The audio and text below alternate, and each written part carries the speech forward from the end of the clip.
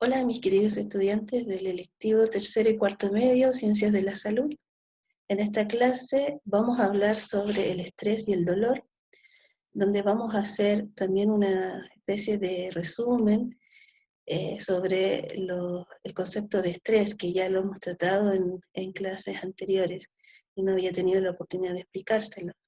¿Ya? Entonces les pido que presten mucha atención y para hacer más amena esta clase, como ven, no estoy sola, estoy acompañada aquí por un amigo, ¿ya? Eh, Nos va a acompañar durante toda la clase. Así es que empecemos con la clase. Esta clase se trata sobre la relación que existe entre el estrés y el dolor. Estas dos reacciones fisiológicas nos acompañan durante toda nuestra vida y nos van a acompañar ya sea en tres ámbitos, en el ámbito físico, el psicológico y el social. Entonces,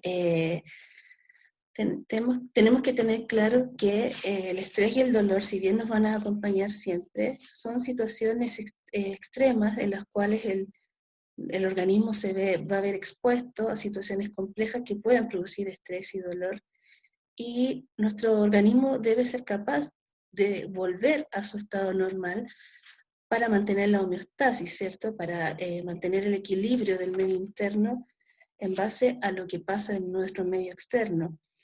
Entonces debe haber una modulación, debe haber una integración, debe haber una comprensión también de cómo funcionan estas respuestas frente a estas dos situaciones y no morir en el intento, ¿ok? Entonces vamos a partir la presentación.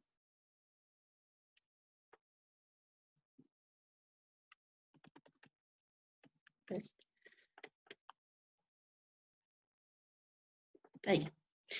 Ya. El estrés sabemos que es una respuesta del organismo frente a una situación compleja, a una situación que nos puede exponer a un peligro, y estos peligros pueden provenir tanto del medio interno como del medio externo. Y van a haber ciertas circunstancias que van a modificar nuestro comportamiento frente a estas situaciones que nos producen estrés. Entonces, por ejemplo, aquí en la presentación, claramente, si estamos en presencia de un depredador, eso nos va a generar un estrés, una reacción, que si no la ejecutamos, esta reacción, nos puede llevar a morir. Entonces, frente a esta situación, ¿qué es lo que tenemos como opción? Bueno, tenemos dos opciones, la huida o la lucha. Es decir, o arrancamos o enfrentamos el peligro. Entonces, vamos a estar sometidos, ¿cierto?, a múltiples desafíos, ya sea desde la parte externa, lo que no podemos controlar, pero también nuestro medio interno. Y como ya les decía, hay múltiples factores que nos pueden generar estrés, que van desde circunstancias físicas específicas, como una agresión, nos vemos afectados en ese sentido. Cuando tenemos una herida, también eso nos va a generar un estrés, una infección, y también podríamos incluir situaciones que nos afectan en la parte psicológica, como por ejemplo la angustia o el miedo.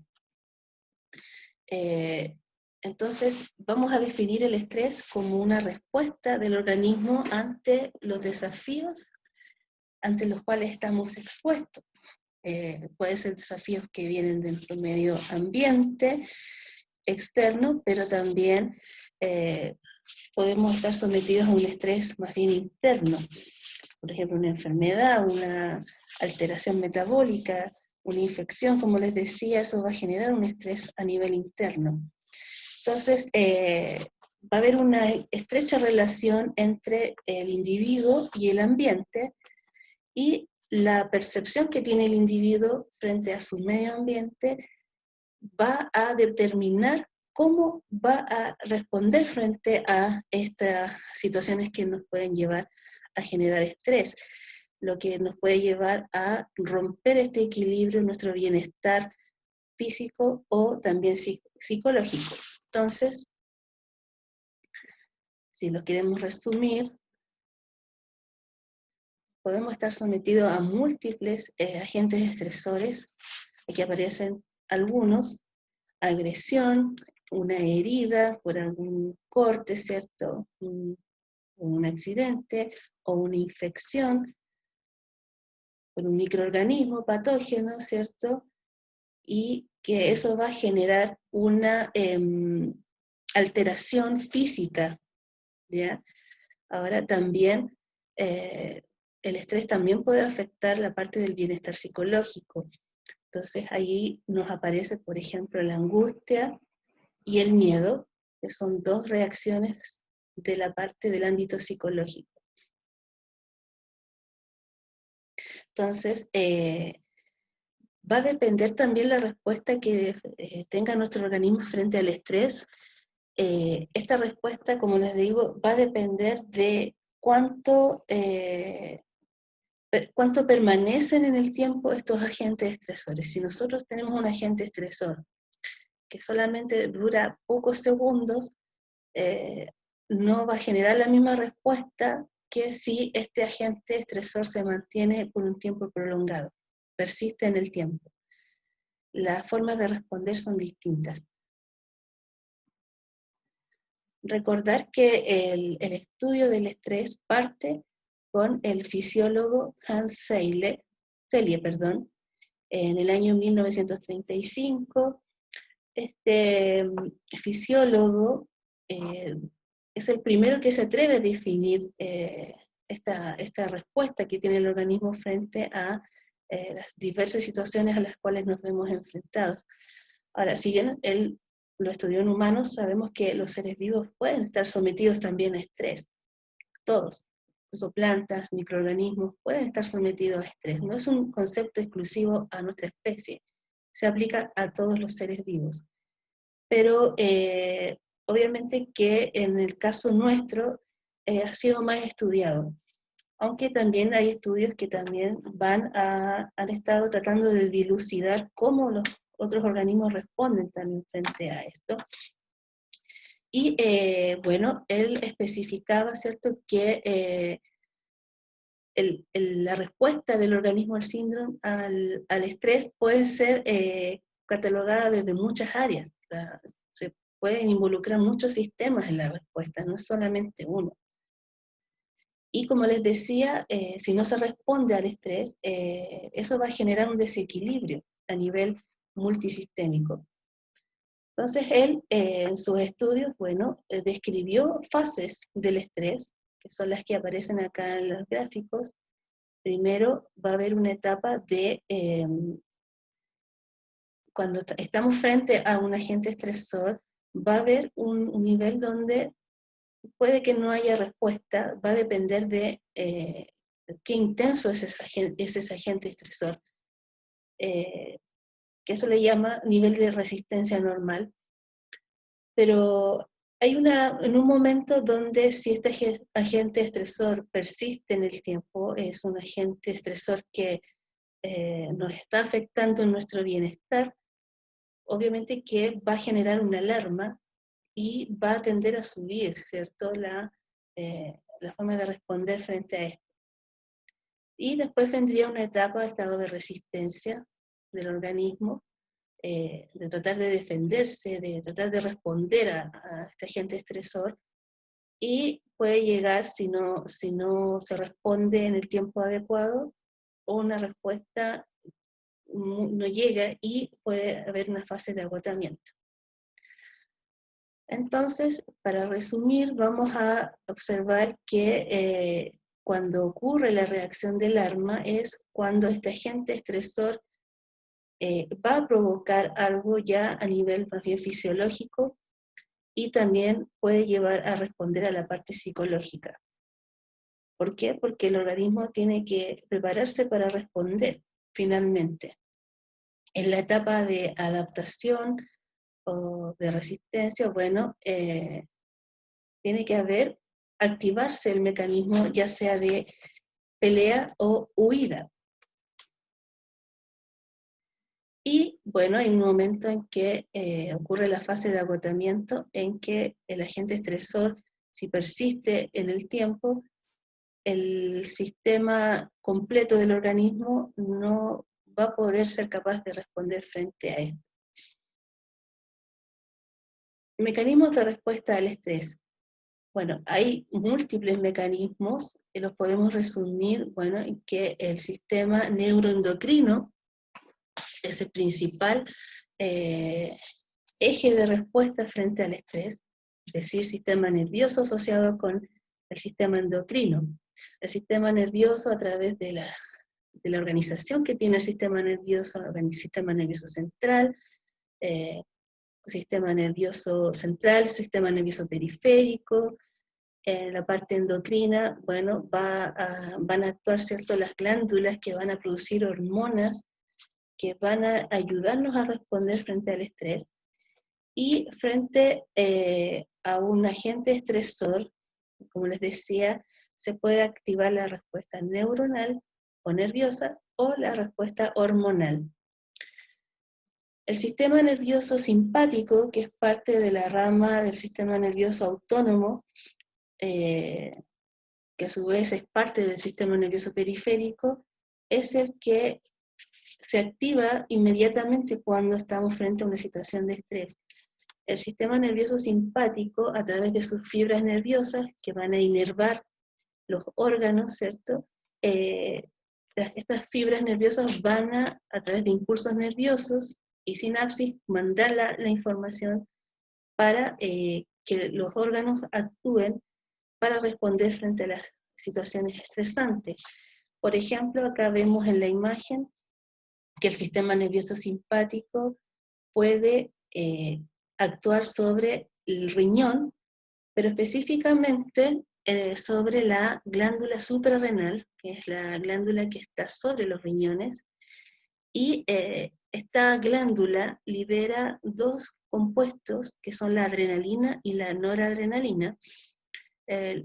Libera estos compuestos que van a actuar ya sea a nivel del corazón, a nivel del hígado y de las arteriolas, porque, por ejemplo, a nivel arterial sabemos que si hay que huir o pelear, en estas dos opciones tenemos que usar nuestros músculos, y nuestros músculos deben tener los nutrientes necesarios para poder realizar su actividad, y entre esos nutrientes, disponibilidad de oxígeno, y el oxígeno permite oxidar la glucosa, y al oxidar la glucosa se libera energía, y así se puede lograr con forma más óptima la contracción muscular y permitir el movimiento, ya sea para pelear o para huir. El hígado, ¿cuál es la relación? Bueno, el hígado sabemos que es un órgano que, aparte de participar en la desintoxicación del cuerpo, también tiene la capacidad de almacenar glucosa, como en forma de glucógeno. Y estas glucosas almacenadas como glucógeno se pueden liberar de sus enlaces, y al liberarse de sus enlaces, liberar energía.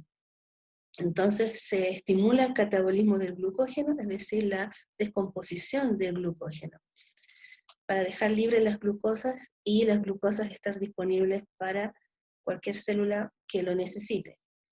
Y el corazón, obviamente, que va a ver incrementada su actividad, porque se acelera la frecuencia, se acelera el gasto cardíaco, y eso implica que haya un mayor bombeo sanguíneo, y por consecuencia mayor transporte de sustancias, como ya les había dicho, en el caso de los vasos sanguíneos. Y puede haber también una activación neuronal, pero a nivel de las glándulas, y en este caso se puede activar el hipotálamo, que es nuestra glándula base, ¿cierto?, la que regula, ¿cierto?, el funcionamiento de las demás glándulas, y también, en este caso, liberar factores que van a permitir por retroalimentación positiva, ¿cierto?, el aumento de la producción de otras hormonas que van a ir a las células blanco, al órgano blanco, y hacer que estas glándulas a su vez produzcan otras hormonas que en el ejemplo que está acá, bueno, acá también aparece el riñón con la corteza suprarrenal. Aquí aparecen las glándulas suprarrenales, pero en este caso es la médula suprarrenal, que es la parte media de la glándula suprarrenal, la que hace estos efectos.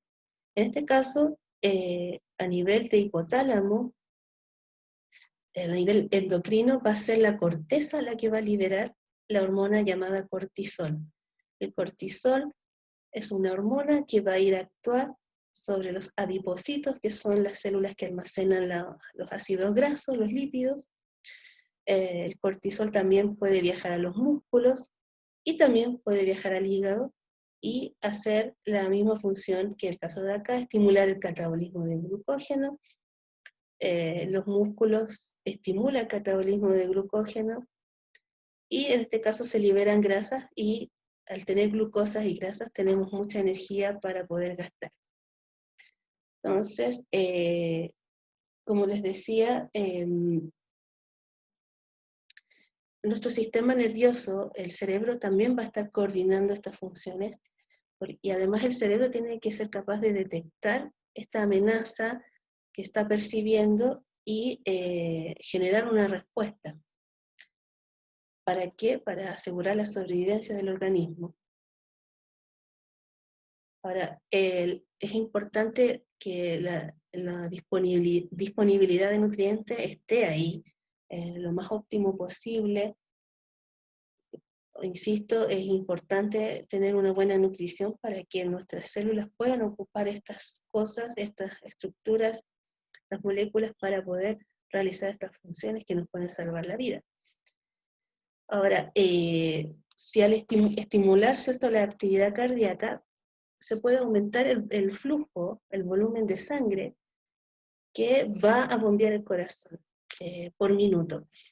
La frecuencia cardíaca es los latidos que se pueden detectar por minuto, pero hay otro concepto que es el gasto cardíaco. En este caso el gasto cardíaco se refiere a el volumen de sangre que se va a bombear por minuto. ¿Ya? Quería mencionar acá importante los glucocorticoides, que son unas hormonas esteroidales, es decir, tienen una composición lipídica, que van a actuar a nivel del metabolismo, ¿ya? Y van a tener efectos antiinflamatorios. ¿Qué quiere decir esto? Cuando sufrimos un golpe o una lesión, esa zona que ha sido dañada no se inflama inmediatamente. ¿Por qué? Bueno, porque al sufrir un golpe, eso es una situación estresante. Entonces, se liberan estos glucocorticoides por la corteza suprarrenal. ¿Ya? El cortisol es un glucocorticoide. Estos glucocorticoides inhiben la inflamación en las primeras etapas. ¿Ya? Después, cuando viene el sistema parasimpático, que es el que relaja el organismo, cuando ya superamos la situación de estrés, ahí los glucocorticoides dejan de participar, por lo tanto se promueve la inflamación. Por eso cuando nos golpeamos no se inflama directamente, inmediatamente la zona, es después. ¿Ya? Y otro concepto importante que son las catecolaminas, que son las hormonas epinefrina y norepinefrina. Estas dos hormonas también son conocidas como adrenalina y noradrenalina, importantes para la respuesta ante el estrés.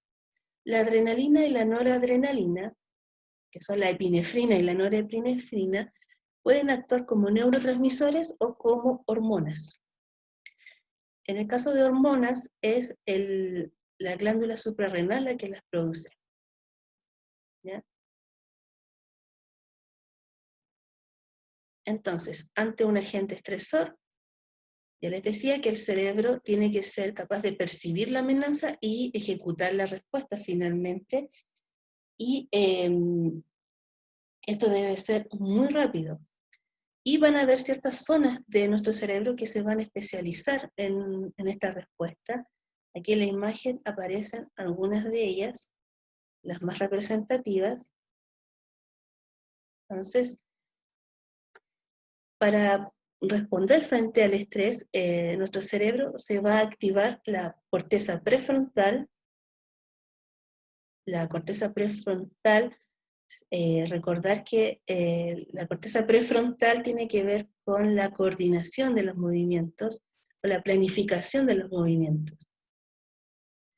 La amígdala, que está en esta zona, la amígdala es una estructura que pertenece al sistema límbico, y el sistema límbico es el que está relacionado con las emociones. Las emociones también se ven modificadas también por el estrés. Y vamos a tener también el hipocampo y el hipotálamo. El hipocampo es una estructura asociada a la memoria. Y el hipotálamo ya lo vimos que es nuestro centro de control hormonal, el que dirige todo el tema hormonal de nuestro organismo. Entonces, esto nos lleva también, les adelantaba hace un rato, lo de la respuesta emocional, sistema límbico, porque también las emociones también influyen en el tema del estrés. También nos podemos ver alterados en la parte emocional frente a una situación estresante. Bueno, ¿cuál es la relación entre el estrés y el dolor?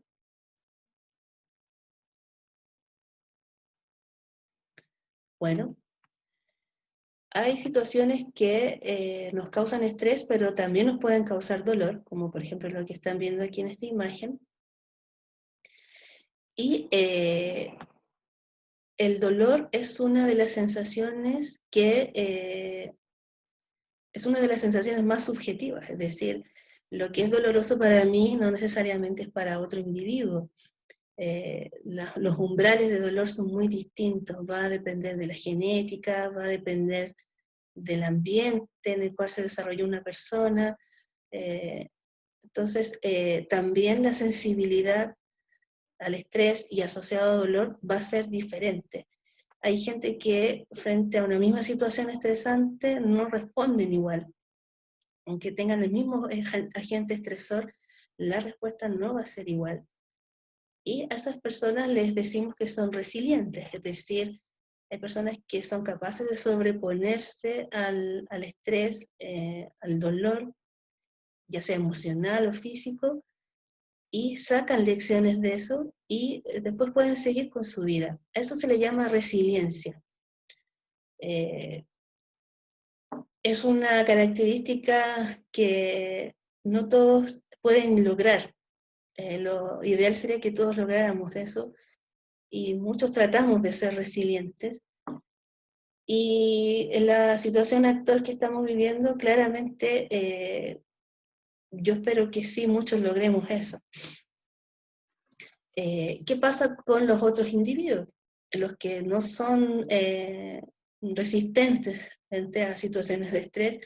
Bueno, hay gente que es más sensible que otra y van a mostrar respuestas diferentes al dolor. Incluso sus umbrales de dolor pueden ser mucho más bajos. Un pequeño estímulo y la reacción es exagerada. A eso se refiere estímulos de baja intensidad. Y a esas personas les llamamos que son hipersensibles y tienen una respuesta exacerbada frente a un estímulo estresante, en este caso un estímulo doloroso. Y para finalizar, bueno, les quería mostrar estas imágenes a modo de caricatura, ¿cierto? Muchas veces nos sentimos sobrepasados, pero ¿qué hacemos? Lloramos un rato, nos sobamos y nos caemos y nos volvemos a levantar. eso es lo que estamos haciendo mucho en estos momentos. Hay momentos donde uno claramente decae. No es fácil, pero es algo que, como les decía al inicio, nos acompaña. Debido a la contingencia, esto se hace cada vez más relevante. Entonces, yo quiero que tomen esto como una, ¿cómo se llama? Como un aprendizaje. De esta situación que estamos pasando, vamos a sacar muchos aprendizajes. Eso es lo que yo espero. Yo les adjunto esta imagen de acá del perro porque yo a veces también me he sentido así. En estos momentos yo estoy trabajando más que de lo normal. Entonces también de repente me siento sobrepasada. Pero hay un fin importante, una razón importante por la cual yo digo, bueno, hay que seguir luchando, no nos podemos rendir. Entonces, muchas veces tenemos que sobreponernos porque también hay otras personas que nos necesitan, que estemos bien, necesitan que nos cuidemos y vivimos en sociedad. Y si no nos cuidamos entre nosotros, nadie nos va a cuidar. Entonces, eso quería mostrarles, bastante breve la presentación, espero que les haya gustado. Y este video lo voy a subir al canal de YouTube, que se llama Profesora Valesca Verdugo Riveros. Y en el webclass solamente subí el PPT y no está la explicación. Así es que lo pueden tener también ahí. Los invito a desarrollar la actividad que indiqué ahí en la clase. ¿Ya? Espero que se cuiden para que nos veamos pronto. Adiós.